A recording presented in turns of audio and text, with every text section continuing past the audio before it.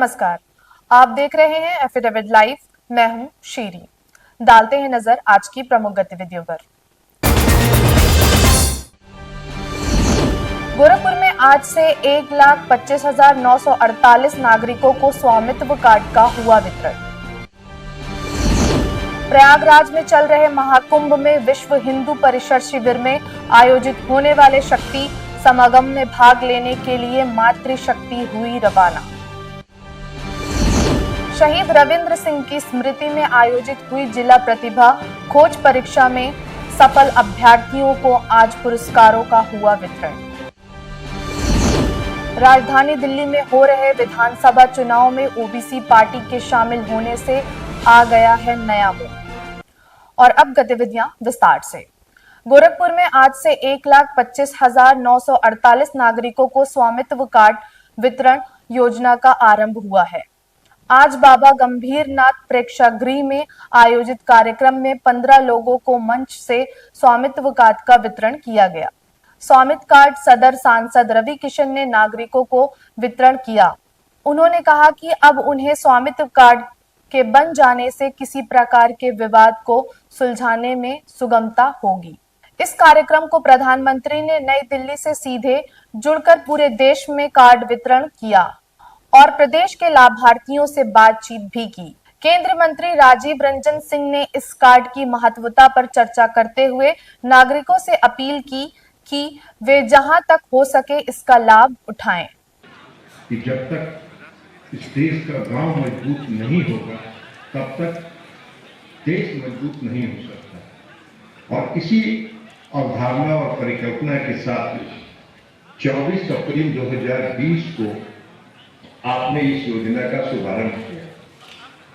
इस योजना का कार्यान्वयन आदरणीय प्रधानमंत्री जी नवीनतम जो ड्रीम टेक्नोलॉजी है उसके माध्यम से किया जा रहा है और ज्योग्राफिकल इंफॉर्मेशन सेंटर के सहयोग से इसका पूरा और इस क्रम में नेक्स्ट पिपरौली ब्लॉक से, खोराबाद ब्लॉक से, अकुलही गांव से श्रीमती हतीमुन जी को भैया प्रधानमंत्री मोदी जी की सोच को मैं प्रणाम करना चाहता हूँ। ऐतिहासिक कदम। हमारे यहाँ अक्सर मैं सांसद हूँ तो सब लोग पट्टेदारी से लेके ज़मीन कब्जा से लेके छोटी छोटी चीज़ों से हत्या तक हो जाती है और रोज़ अपराध सबसे ज़्यादा इसी में होते थे। उससे छुटकारा, निजात, ये बहुत ही बड़ा कदम, ऐतिहासिक कदम भारत सरकार द्वारा, डबल इंजन सरकार द्वारा, मोदी जी द्वारा, योगी जी द्वारा उठाया गया। जहाँ पे आज हम लोगों ने कई घरौनियों को अपने हाथ से 15 लोगों को वितरण किया, बाकी लोगों को लेखपाल करेंगे। तो मैं बहुत आज के इस दिन पर मैं इस भारत को, इस नए भारत को साधुवाद देना चाहता हूँ, शुभकामनाएं देना चाहता हूँ कि जब निस्वार्थ संत प्रधानमंत्री जी जैसे लोग रहेंगे तो इस देश का कल्याण होगा और देश अपने विकास पर, गरीब गांव देहात कल्याण की ओर चल पड़ा है। क्योंकि भारत में गांव में ही भारत बसता है। और ये कदम मुझे पर्सनली भी बहुत अच्छा लगा। चूँकि हम लोग सब देहात के लड़के हैं, हम लोग को पता है कि मेरे घर में भी पट्टेदारी का खेल कितना रहा जब मैं छोटा था। उस ज़माने में ये सारे कानून नहीं आए थे, इस तरह से सरकार ने सोचा नहीं था। आज मुझे बहुत अच्छा। प्रयागराज में चल रहे महाकुंभ में विश्व हिंदू परिषद शिविर में आयोजित होने वाले शक्ति समागम में भाग लेने के लिए मातृशक्ति वाहन को हरी झंडी दिखाकर रवाना किया गया। विश्व हिंदू परिषद की महानगर संयोजिका माया गुप्ता ने बताया कि कुंभ में भाग लेने वाली महिलाएं संगम में स्नान करेंगी और अपने बच्चों को संस्कार पिरोएंगी।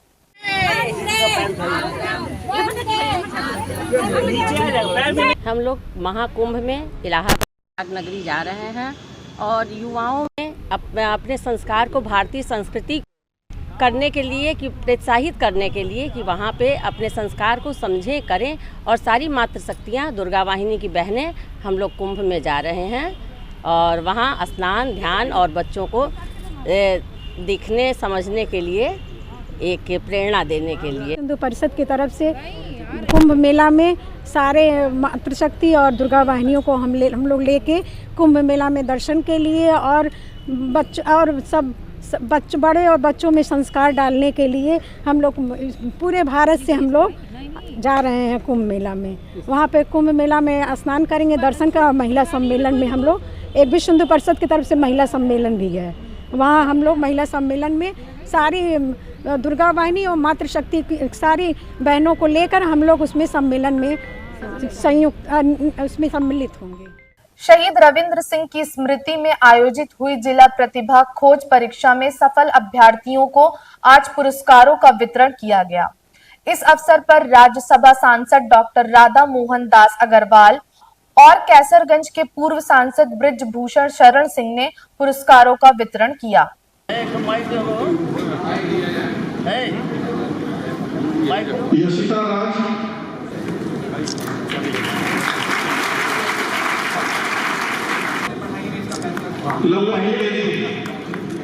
पहले ही पैसा ले लेते।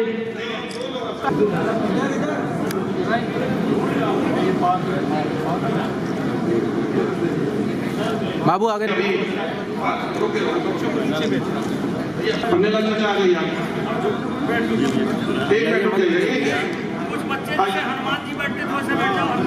स्वर्गीय रविंद्र सिंह जी के भतीजे हैं आदित्य प्रताप सिंह आबू। बहुत सारे कार्यक्रम उनकी स्मृति में करते हैं, लेकिन मुझे उनका यह कार्यक्रम सबसे अच्छा लगता है। अपने पूर्वांचल के ढेर सारे विश्वविद्यालयों के बच्चे बहुत व्यवस्थित और पारदर्शी तरीके से प्रतियोगिता में हिस्से लेते हैं। मुझे मालूम है 7000 बच्चों ने हिस्सा लिया और उनमें कुछ सर्वोत्तम बच्चों को पुरस्कृत करने का और बाकी बच्चों को भी कुछ न कुछ सांत्वना देने का प्रयास होता है। मैं इस कार्यक्रम का बहुत बड़ा प्रशंसक हूँ, इसीलिए मैं सीधे दिल्ली से चल के इस कार्यक्रम के लिए आया हूँ।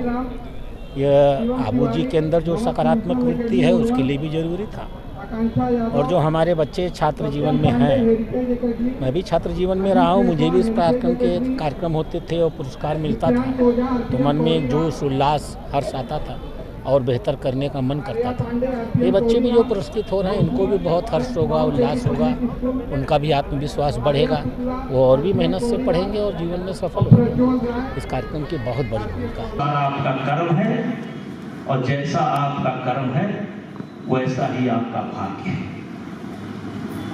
मन में अपना अपना पढ़ लेना ना, ये सबके लिए करता है, हो सके तो मन से।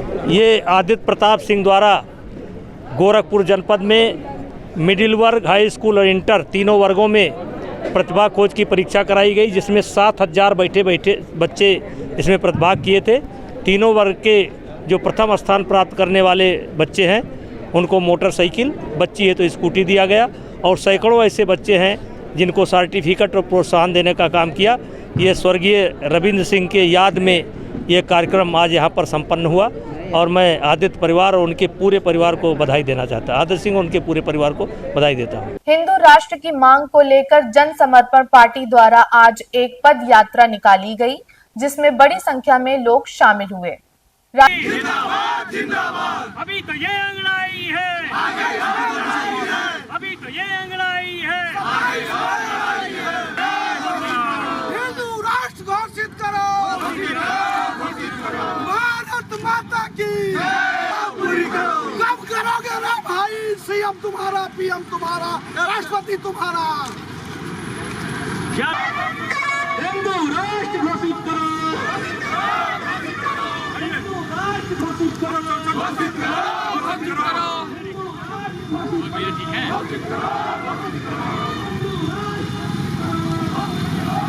ओबीसी पार्टी इस चुनाव में घटक दलों के साथ मिलकर एक नया कीर्तिमान स्थापित करेगी। नमस्कार, एफिडेविट लाइव में आपका स्वागत है। मैं हूं निखिलेश प्रताप सिंह। दिल्ली विधानसभा चुनाव की सरगर्मियां तेज हो गई हैं और अब मैं आपको बताना चाहूँगा कि ओबीसी पार्टी जो कि पहले उत्तर प्रदेश में काम कर रही थी, अब वो दिल्ली विधानसभा चुनाव में भी अपनी प्रबल दावेदारी कर रही है।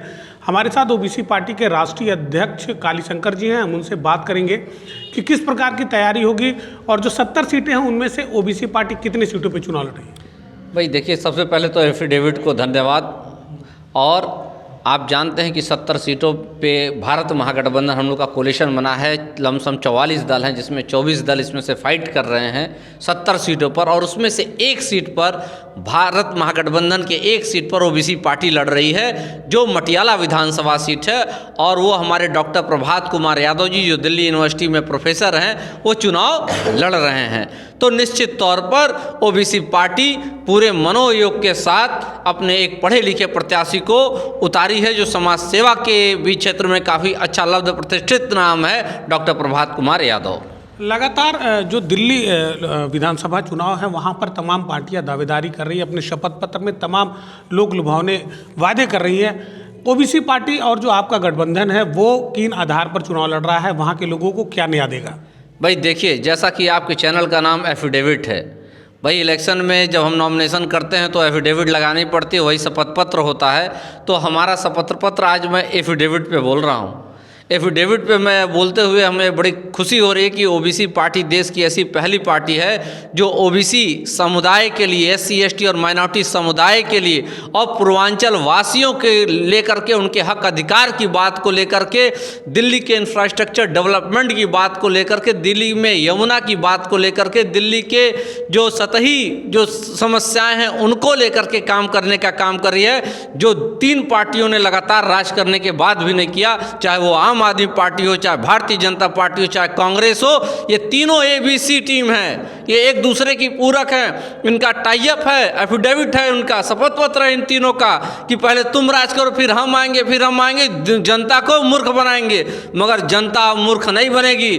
जनता आप देखिएगा, जैसा कि मेरी पार्टी ओबीसी पार्टी एक सीट मटियाला पे लड़ रही है, 8 तारीख का जिस दिन समय आएगा काउंटिंग का, देखिएगा ऐतिहासिक मतों से डॉक्टर प्रभात कुमार यादव हमारे प्रत्याशी जीतेंगे। और एफिडेविट आज मैं इस चीज का दे रहा हूं आपके चैनल पर। देखिए किस तरीके से जो ओबीसी पार्टी के राष्ट्रीय अध्यक्ष हैं कालीशंकर जी ने कहा कि एबीसी यानी कि आम आदमी पार्टी, भारतीय जनता पार्टी और कांग्रेस, ये तीनों एक दूसरे के पूरक हैं और ये लगातार दिल्ली पर राज किए हैं। अब ओबीसी पार्टी अपने घटक दलों के साथ मिलकर दिल्ली में वो तमाम नए काम करेगी जिसके लिए दिल्ली वासी अभी से इंतजार कर रहे हैं। और आने वाला जो 8 तारीख है उसमें जो निर्णय आएगा वो कहीं ना कहीं ओबीसी पार्टी के हक में होगा।